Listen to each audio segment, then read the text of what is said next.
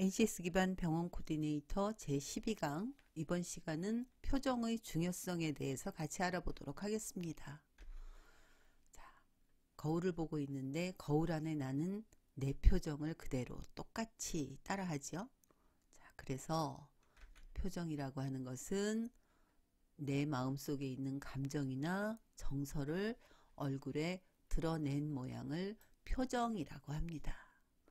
이 표정은 내 마음속에 감정이 그대로 표현으로서 표정으로 나타나고요.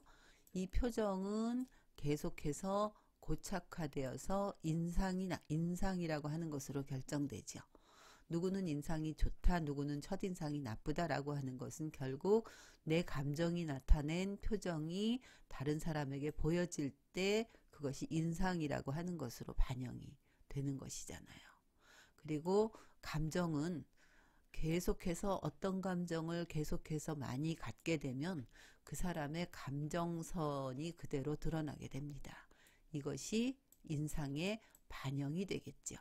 그래서 그 사람의 인상은 결국 그 사람의 감정이나 정서의 결과물이다라고 할 수 있겠습니다.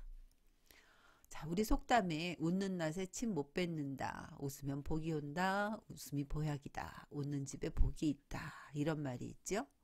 자, 영어 속담에도 좋은 웃음은 집안의 햇빛이다.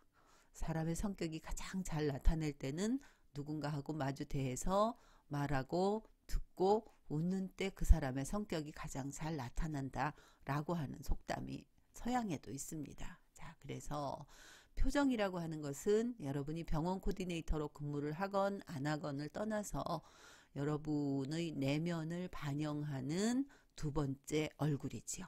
그래서 표정은 그 사람의 두 번째 얼굴이다 라고 하기도 합니다. 자, 뇌와 감정의 인식에 대한 연구 결과를 우리 같이 알아보도록 할게요. 여기에 보시면 사람이 혓바닥을 이렇게 내미니까 이것을 본 아주 애기 원숭이가 똑같이 잘 안 보이실지도 모르겠는데 따라하지요. 이게 바로 미러링 효과라고 하는 거예요. 그래서 이제 사람한테는 뭐 동물에도 마찬가지입니다. 그 거울 신경이라는 게 있어요. 이 거울 신경이 뭐냐 하면 보는 것을 그대로 따라하게 되는 거예요. 그래서 엄마들이 아기를 보고 웃으면 그 아기가 따라서 웃잖아요. 그리고 엄마들이 아기를 보면서 찡그리면 아기가 울죠.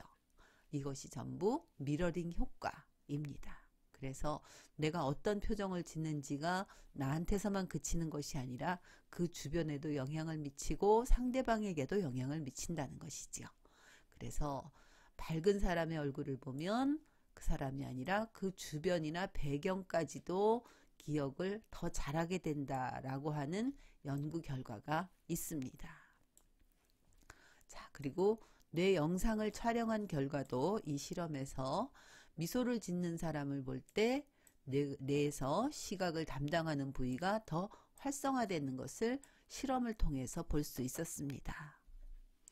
자, 사람이 여러 가지 표정을 짓게 되는데요.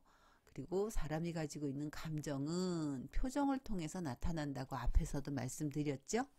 자, 우리 얼굴은 60여 개가 넘는 표정을 만드는 근육이 있습니다. 그런데 그 중에서 직접적으로 표정을 만드는데 활용되는 근육들은 한 35개 내외가 돼요. 자, 여러분하고 퀴즈를 한번 해볼까요? 웃는 표정을 지을 때와 찡그린 표정을 지을 때 얼굴 근육이 어떨 때 더 많이 사용될까요? 자, 아래 보시면 웃는 얼굴도 있고 찡그린 얼굴도 있는데 우리는 그러면 어떨 때 얼굴 근육을 더 많이 사용할까요? 자, 긍정적인 상태일 때는 볼 주변에 있는 근육을 15개 정도로 사용하게 됩니다. 부정적인 상태일 때는 찡그리는 근육을 한 20개 정도로 사용하게 돼요.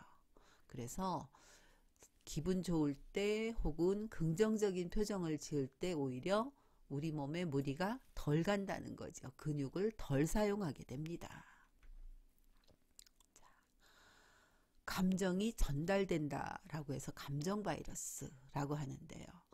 이 감정이라고 하는 것은 나한테서만 그치는 것이 아니라 다른 사람에게 영향을 미치는 사회적인 피드백을 갖게 됩니다. 내가 앞에서도 말씀드렸어요. 어떤 표정을 짓게 되면 그게 내 인상으로 결정되고요. 이것이 다른 사람에게 감정적으로 전달이 돼서 상대가 내게 또다시 반응을 하게 되는 거죠. 이 부분은 계속해서 순환됩니다. 즉 나의 표정은 다른 사람에게도 영향을 미치게 된다는 것이지요. 우리가 표정을 지을 때 사용되는 근육들입니다. 굉장히 많이 있지요.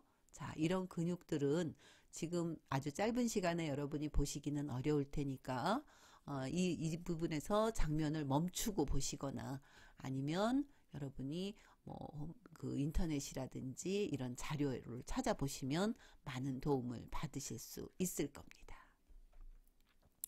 자, 얼굴 표정을 만들 때는 눈, 이마, 눈썹, 코, 입, 입술, 눈썹, 턱, 뺨이 움직이게 되는데요. 자, 여기에 지금 보여드리는 이 여성의 7가지 표정이 있잖아요. 이것은 폴 에크만 교수가 자기 팀들하고 같이 분류해 놓은 인간이 가지고 있는 보편적인 표정이에요. 그래서 행복함, 슬픔, 경멸하는 표정, 그 다음에 놀라고 두렵고 화가 나고 뭐 하는 표정들을 여기서 보실 수 있을 겁니다.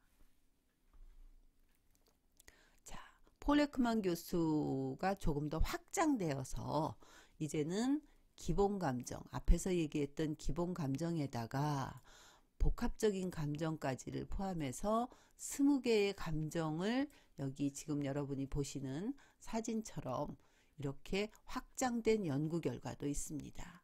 그래서 여기에서는 행복하고 슬프고 공포스럽고 분노가 치밀고 놀라고 혐오스럽고 한 것이 거기서부터 또 조금 더 확장돼서 행복하게 놀라는 거, 행복하지만 혐오스럽고 슬픈 공포, 슬픈 분노, 슬프게 놀란 거, 뭐 이런 등등 굉장히 다양한 표정들을 더 많이 인간이 지을 수 있다라고 하는 연구 결과를 만들어냈습니다.